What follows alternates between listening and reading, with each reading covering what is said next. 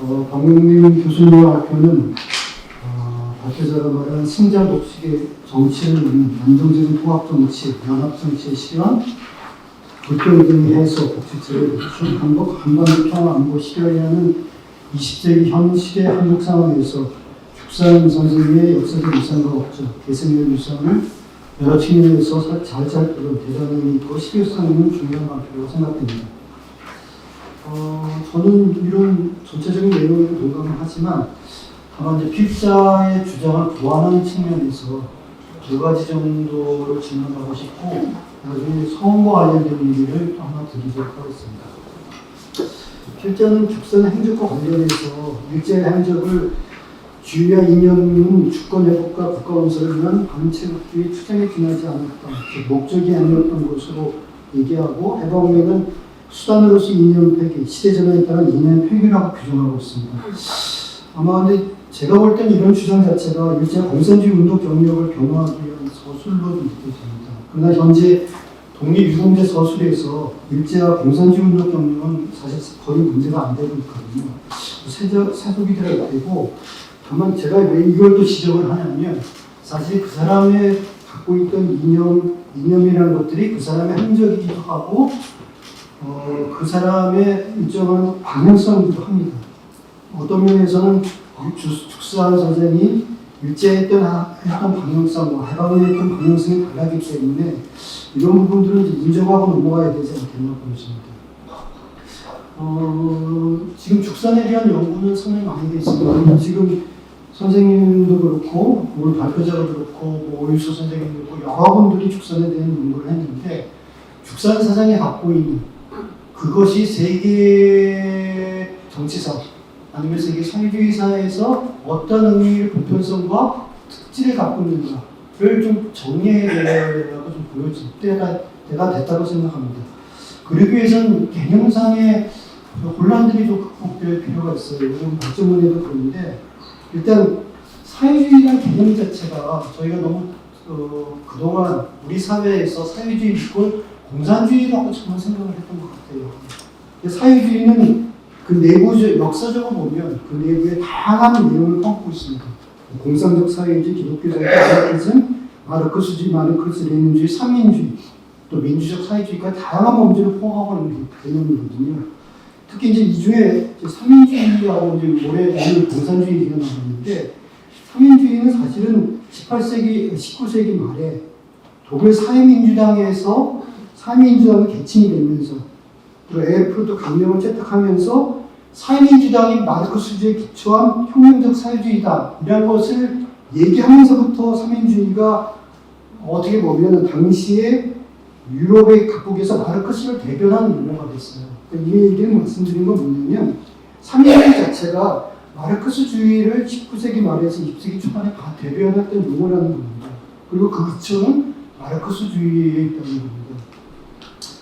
물론 이것들이 나중에 수정주의가 대입이 되고 공산주의, 마르크스 레닌주의에서 삼민주의를 공격하면서 우리가 삼민주의와 사회주의가 다른 것처럼 인식하고 있는데 그렇지 않다고 여전히 삼민주의는 사회주의와 마르크스주의의 중요한 종류가 있습니다.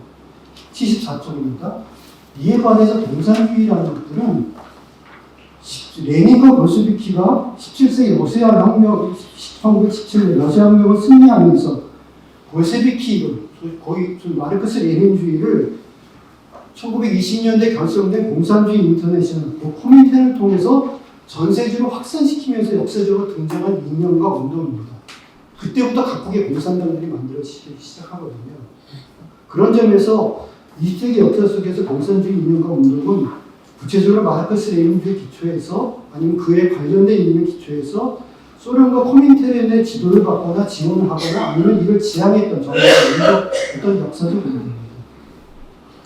제가 이제 이렇게 좀 아주 기본적으로 설명드린 걸 보면 그리고 죽산의 사상을 얘기하면서 일제하에서는 공산주의에서 해보면 삼민주의로 전환을 얘기하고 있어요.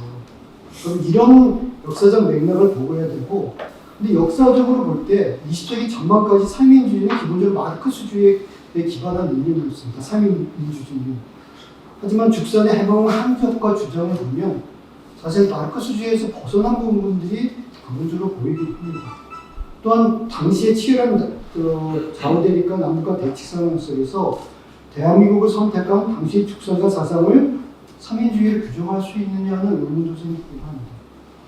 이런 점에서 어떻게 규정할 것인가를 보면 아마 죽산도 이것을 많이 참고했던 건데 51년도에 저 서구의 각 삼인주의 계열들이 연합해서 사회주의 인터내셔널에 제공됩니다.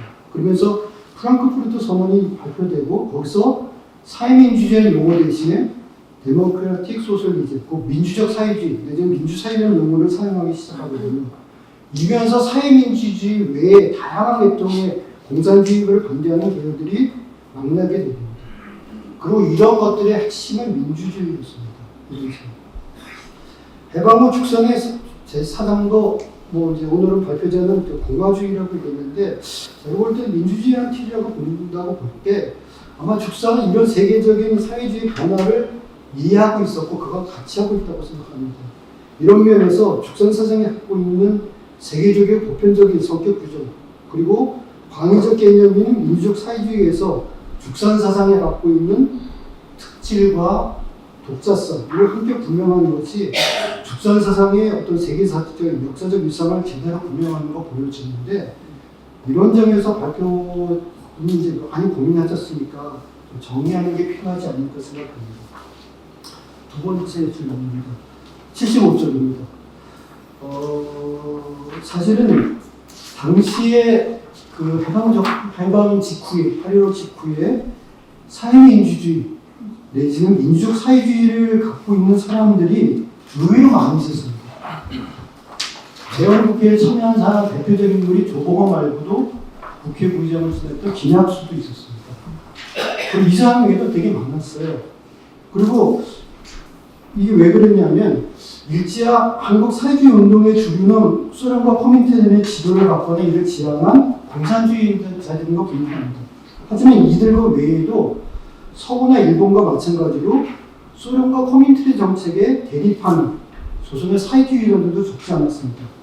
특히 1920년대 중반에 소련에서 스탈린 체제가 독재 체제가 확립되고 스탈린주의가 코민테른을 통해서 전 세계에 확산됩니다. 이 과정에서 전 세계 다수의 공산주의자들이 공산주의 운동에서 축출되거나 이탈하게 됩니다.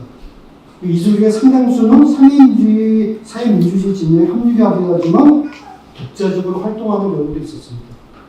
이런 현상이 당시 일본과 식민지 조선에서 나타납니다. 물론 이제 상인주의 저변이 넓고 이런 사람들이 많은 일본에서는 이들이 독자적인 정치제를 형성해요. 그리고 주자적으로 무산정당을 정립합니다. 근데 당시 조선은 식민지 정치적 자리가 전혀 없었기 때문에 이들은 독자적이고 지적적인 정치제를 형성하지 못했기 때문에 삼인주의 운동은 나타나지 않아요.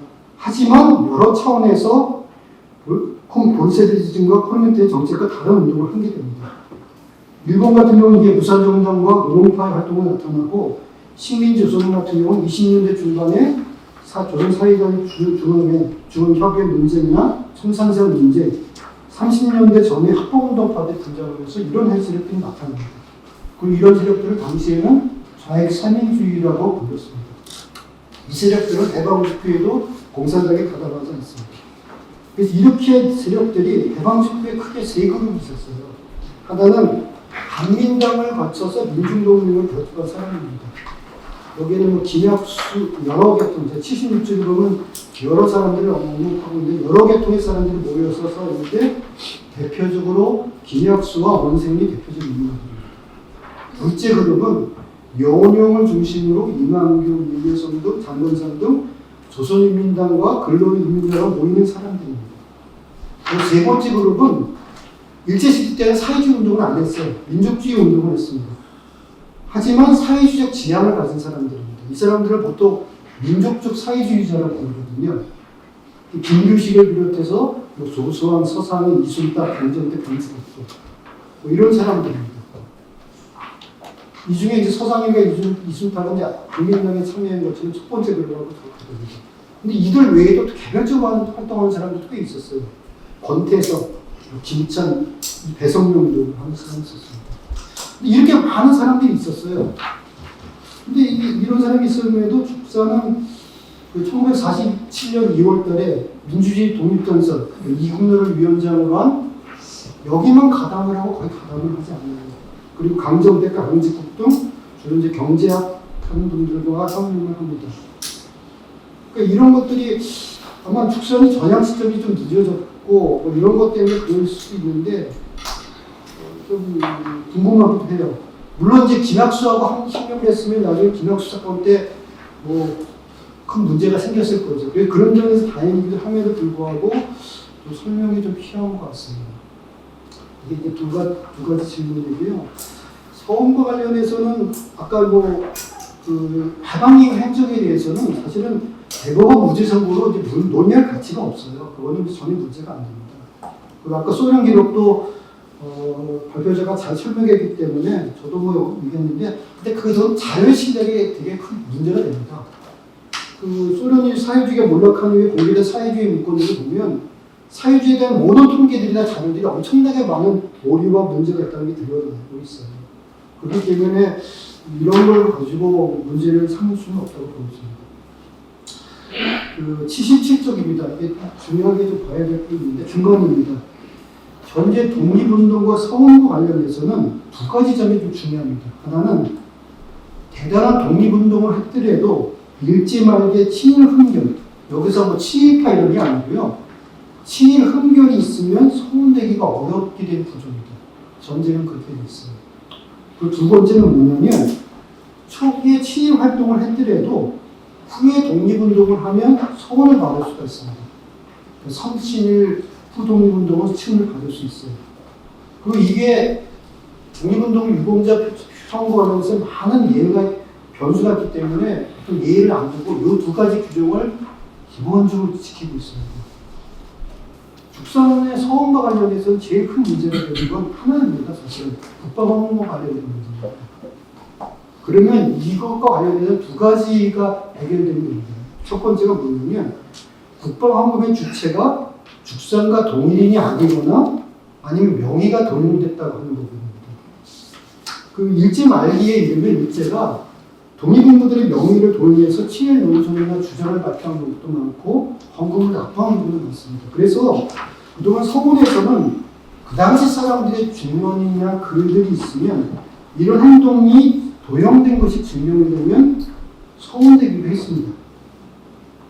그러니까 사실은 이런 그 당시 사람들의 증언이나 글들이 되게 중요해요. 찾는 게.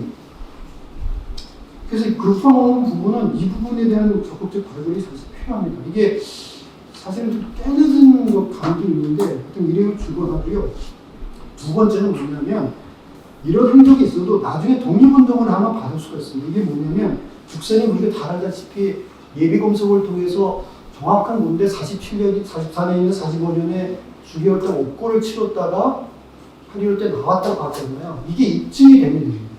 근데 현재까지는 이게 입증의 근거가 입증이 안 되고 있어요. 그러니까 이게 왜냐하면 예비검색과 관련된 기록이 거의 남아있지 않거든요. 그래서 이것들을 입증할 수 있도록 이거를 입증할 수 있는 당시에 많은 사람들의 증언, 하여튼 어떻든 간에 반대 증언들을 찾아야 됩니다. 그래서 사실 이런 것들이 해결되면 죽선의 국방원과 관련된 부분이 되거든요. 그래서 현재 구조 속에서, 그러니까 죽선이 엄청나게 훌륭하고 대한민국 수립과 아니면 독립운동 관련해서 했던 부분은 저는 발표자 얘기에 다 동의합니다. 근데 현재의 독립운동의 성과 관련된 구조 속에서는 이런 부분이 있다는 걸 좀 말씀드리는 겁니다. 예, 이상입니다. 고맙습니다.